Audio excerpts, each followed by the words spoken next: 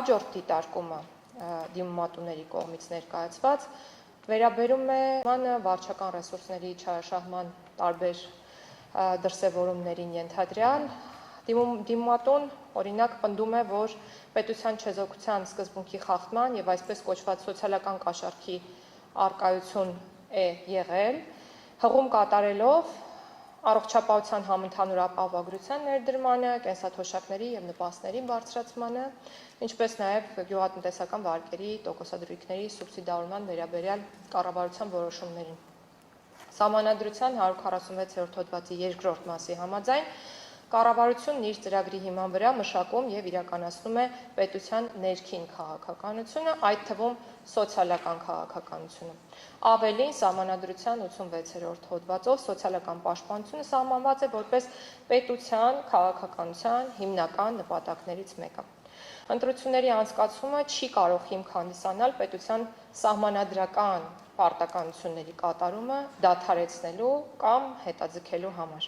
Կառավարության ծրագրով նախատեսված էր թոշակների պարբերական բարձրացում, շեշտում եմ, պարբերական բարձրացում մինչև 2026 թվականը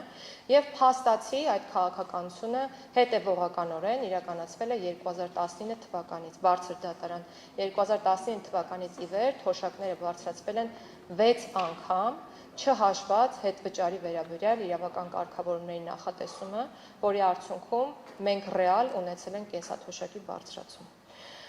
Ես կարծում եմ ժամանակը թույլ չի տա, որ խոսեմ առողջապահության ապահովագրման մասին, դա եւս կառավարության ծրագրի մի մաս է եղել։ Գյուղատնտեսական գործունեության սուբսիդավորումը եւս։ Եվ եթե այս ամենը համարենք որպես սոցիալական կաշառք, կարող ենք ասել, որ կառավարությունը ընդհանրապես գործ չպետք է աներ եւ ուղղակի պետք էր գնալ տուն։ Կամ մնար որպես կառավարություն եւ գործ չաներ, ինչպիսի երևույթին ցավոք սրտի մենք նախկինում ականատես եղել ենք։ Այս փաստերը իմ կողմից ներկայացված վկայում են, որ խոսքը ոչ թե ընտրությունների նախաշեմին ընդունված մեկ անգամյա որոշման մասին է, այլ տարիներ շարունակ իրականացվող պետական սոցիալական քաղաքականության մասին է, որովհետև ես կրկնում եմ, որ այս գործողությունները, որոնք կատարվել են կառավարության կողմից եւ կրել են սոցիալական երաշխիքների ամրապնդման բնույթ, եղել են պարբերական եւ դա փաստագրված է։ Հետևաբար միայն այն հանգամանքը, որ այդ քաղաքականության հերթական փուլը համընկել է ընտրությունների ժամանակահատվածի հետ, ինքնին չի կարող վկայել պետության չեզոքության սկզբունքի խախտման կամ առավել եւս սոցիալական կաշառքի մասին։ Այդպիսի քաղաքականության իրականացումը չի կարող համարվել վարչական ռեսուրսի չարաշահում միայն այն պատճառով, կրկնում եմ, որ ժամանակահատվածը համընկել է սահմանադրությամբ կամ օրենքի մակարդակով, որևէ արգելք այս առումով չկա։ Սա նաև բխում է Վենետիկի հանձնաժողովի եւ ԵԱՀԿ ԺՄԻԿ-ի 2016 թվականի ընդունված ընտրական գործընթացների ընթացքում վարչական ռեսուրսների չարաշահման կանխարգելում եւ արձագանքում համատեղ ուղեցույցից, որտեղ նշվում է, որ ընտրությունների ժամանակահատվածում պետք է շարունակվի կառավարության բնականոն աշխատանքը։ Բարձր դատարան, ուզում եմ անդրադառնալ Բարգավաճ Հայաստան կուսակցության կողմից ընտրական շեմ հաղթահարելու հետ կապված հարցին եւ ձեր բոլորի ուշադրությունը հրավիրել այն հանգամանքին, որ հիմա քննարկվում է Բարգավաճ Հայաստան կուսակցության շեմը հաղթահարել, չհաղթահարելու հարցը 4%-անոց շեմի համատեքստում, բայց որևէ մեկը դիմումատուներից չի բարձրաձայնել այն հարցը, թե ինչպես ստացվեց, որ Բարգավաճ Հայաստանը ընտրությունների մասնակցել է ոչ թե դաշինքով, այլ կուսակցական ցուցակով։ Ընտրական օրենսգրքի այն կարգավորումը, որը հնարավորություն է տալիս կուսակցական ցուցակում ներառել ոչ կուսակցական անձանց,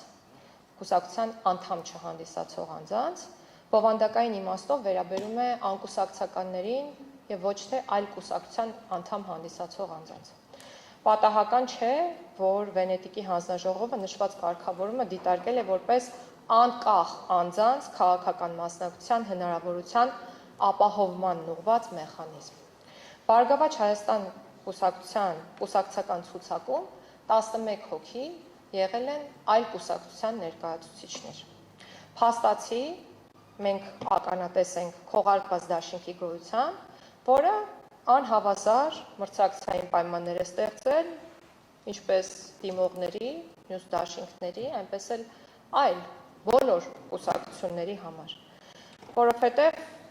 դաշինքները պետք է պայքարեն ոչ թե 4%-անոց շեմ հաղթահարելու համար, այլ 8% շեմ հաղթահարելու համար։ Եվ եթե չշրջանցվեին իրավական կարգավորումները, մենք հաստատապես կարող էինք խոսել Բարգավաճ Հայաստան կուսակցության կողմից, այս դեպքում ոչ թե կուսակցության, այլ քողարկված դաշինքի կողմից 8%-անոց շեմ հաղթահարելու անհրաժեշտության մասին։ Մեծ է ցանկությունն անդրադառնալ բոլոր այն դիտարկումներին, որոնք ներկայացված էին դիմումներում։ Մենք իհարկե գրավոր դիրքորոշում կներկայացնենք, բայց Ես խնդրում եմ լուծում տալ։ Բայց մեկի մասին ուղղակի չեմ կարող չխոսել։ Դիմումներից մեկում ասվում է, որ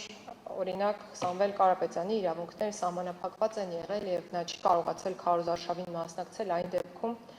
երբ Սամվել Կարապետյանի պաշտպանները օրեշարունակ պայքարում էին նրա համար, որ իրավապահ մարմիններն իրենց ասեին, որ Սամվել Կարապետյանի նկատմամբ կա սահմանված հաղորդակցության արգելք, անգամ այն բանից հետո, երբ իրավասու պետական մարմինը պաշտոնապես պարզաբանել էր, որ նման արգելք չկա։ Այսինքն իրավասու մարմիններն ասում էին, որ Կարապետյանը կարող է հաղորդակցվել, բայց փաստաբանները ասում էին, որ ոչ։ Ինչևից է, ամփոփելով խոսքս, կրկնում եմ,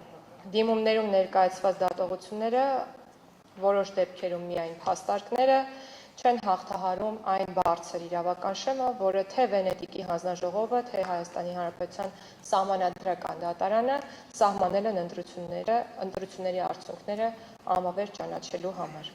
Ժողովրդավարական պետությունում ընտրությունների արդյունքների անվավեր ճանաչումը չի կարող դառնալ արձանագրված յուրաքանչյուր խախտման ինքնանպատակ հետևանքը։ Այն կարող է լինել միայն բացառիկ միջոց, այն դեպքերում, երբ դատարանը համոզված է, որ խախտվել է ոչ թե ընտրական գործընթացի առանձին դրվագ, այլ հենց ժողովրդի ազատ կամքը։ Սույն գործով նման եզրակացության հանգելու համար բավարար ապացույցներ դատարանին չեն ներկայացվել։ Շնորհակալություն։ Իմ գործընկերները կշարունակեն։